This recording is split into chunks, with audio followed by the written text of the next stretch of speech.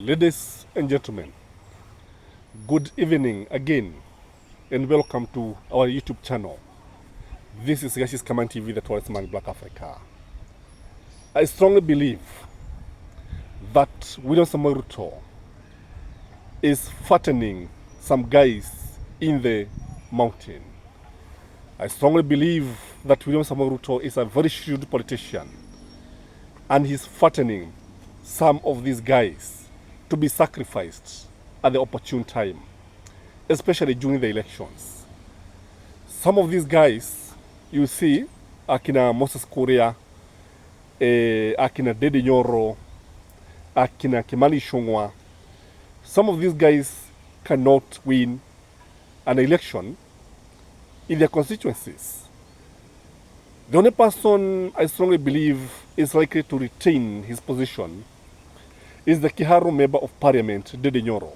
Because from the ground, when you look at the things on the ground, this man seems to be popular on the ground.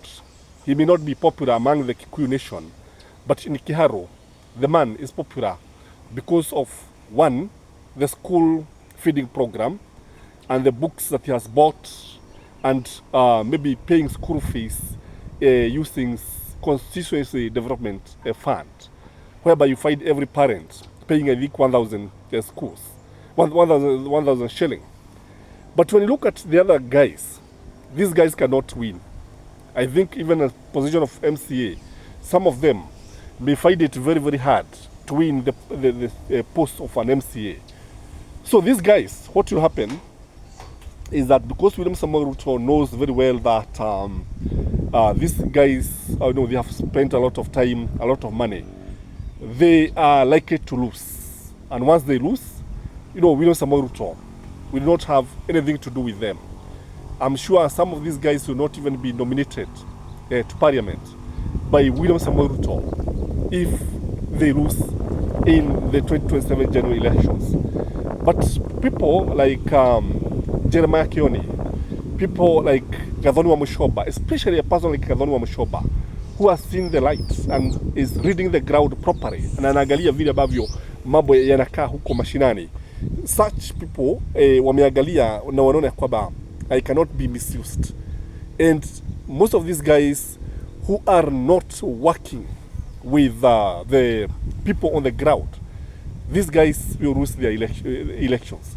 Those people who are going to support the finance bill, whether, especially from Azimio and Mount Kenya, Luo Nyanza, maybe Kule, Kisii, Luhya Nation, the Coast, those MPs who are going to support the 2024-2025 finance bill, they should forget parliament. I've always said this in this channel. But William Ruto knows this. He knows very well that these guys are supporting something that is very, very unpopular. And you see, William Ruto, kulingana na yeye hajali sana kama atachaguliwa, because he has even said it. Amewaambia watu, amesema si mara moja, si mara mbili, amesema kwamba huenda yeye hata hakuchaguliwa to win the second term. And you see, he's prepared to go home. And when you look at the way he's doing things, he doesn't care. He doesn't care, because you cannot tell me that Kenyans are complaining about high taxation rate, bado wanaendelea nazo.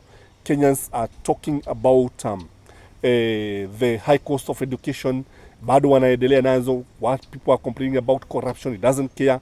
People are talking about embezzlement of funds, misuse of public funds, he doesn't care. He take anachukua ile jet ambayo inagharimu pesa nyingi sana, like he wants to make more pain to Kenyans. So when you look at these guys from the mountain, they have been set against their own. And if I were them, if I were Dede Nyoro, for example, or if I were Kimani Ichung'wah, or if I were Moses Kuria, if I were Kiujore, there is no way I could have attacked Gachagua. There's no way. There's no need of attacking your own. And I think they should run from Uhuru Muigai Kenyatta. These guys attacked Uhuru Muigai Kenyatta. Wakaambiwa sijui Uhuru Muigai Kenyatta was the cause of all the problems. Uhuru Muigai Kenyatta is the one who made Jubilee not to achieve some objectives, although Jubilee achieved a number of issues, you cannot run away from them. And today, if you come to the mountain, these guys are struggling. They are fighting to reach Uhuru Muigai Kenyatta. Everybody wants to befriend Uhuru Muigai Kenyatta. Kwa hivyo najiuliza hapo beleni walikuwa wapi? Kwani hawakuwa wakijua kwamba Uhuru Muigai Kenyatta ni mtu ambaye ni maarufu? And Kenyans seems to have learned the lesson, especially those people in the mountain. They seems to be learning the lesson very fast. For example, if you look at somebody like, if you look at Rigathi Gachagua, there's something that Rigathi Gachagua has always been saying.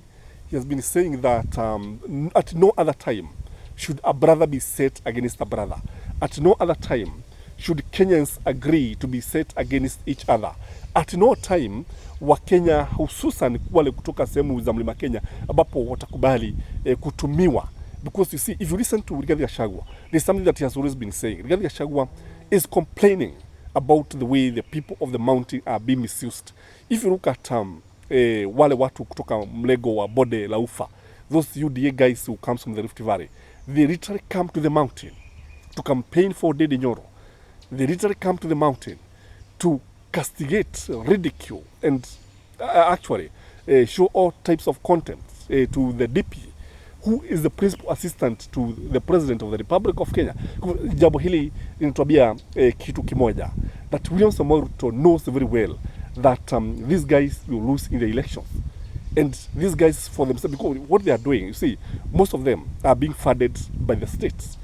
Because you cannot tell me the money of the kind of money that they are spending.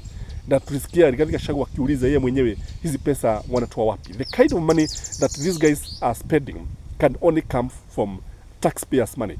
When you look at them, jambo lingine ambalo linajitokeza hapa ni kwamba Wakenya sasa wamefunguka macho na wanajua vizuri sana kwamba this kind of money that is being spent, because you see even Rigathi Gachagua is in this game, only that the things are, the tables are turning. The tables are turning. You know what happened is that William Ruto was able to fatten Rigathi Gachagua just like a bull ready for slaughter, and now the time to slaughter Rigathi Gachagua. Politically, that is, when I talk about slaughtering, I'm talking about political slaughter, is already time to slaughter him, because you see, if Rigathi Gachagua is allowed to continue competing with William Ruto, definitely William Ruto is the one who is going to lose, and Rigathi Gachagua is going to be very, very popular. Normally in politics, what happens is that kadiri wakati unavyosoga ndivyo ambavyo kunatokea watu wengine ambao ni maarufu, and they start competing with maybe even the head of state, and that is what happened to William Ruto.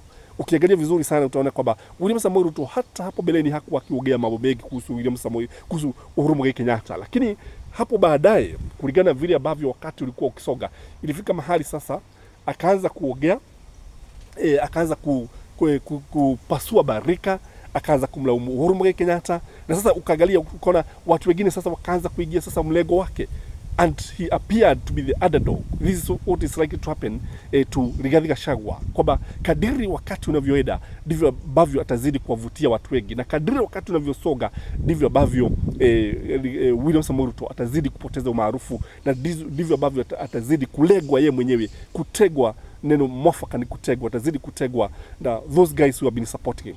And I'm telling you today, William Ruto cannot come to Nyeri apigiwe makofi ashagiliwe. I'm telling you, William Ruto cannot come to Kiambu ashagiliwe. William Ruto can only go to some places ashagiliwe. In fact, William Ruto can get a better reception in Luo Nyanza than what can happen in the mountain, because of the feeling of betrayal. Kwa sababu wengi wanaona kwamba wamesalitika. And now when you now add the equation of Uhuru Muigai Kenyatta, because Uhuru Muigai Kenyatta is in this picture, you realize that mambo yamezidi uga, mambo si mazuri, if I may say, kwa sababu ya vile umaarufu wa William Ruto umeyeyuka kama maji au kama barafu wakati wa jua au wakati wa kiangazi. Kwa hivyo kile ambacho ningetaka kuwasihi hama jamaa kutoka Mount Kenya, they need to be very, very careful the way they deal with William Ruto, because William Ruto may have the last laugh, and they'll be headed to a political slaughterhouse. How they survive, only time will tell. Guys, please like this video, share it, comments. Yetu ni macho, tukitakia kila mmoja wenu amani, na kama vile ambavyo Paulo alikuwa akimalizia wakati wote ambapo alikuwa akiwaandikia Wakristo barua, nami nitamalizia hivyo niseme amani ya Bwana iwe nanyi wakati wote. Amina.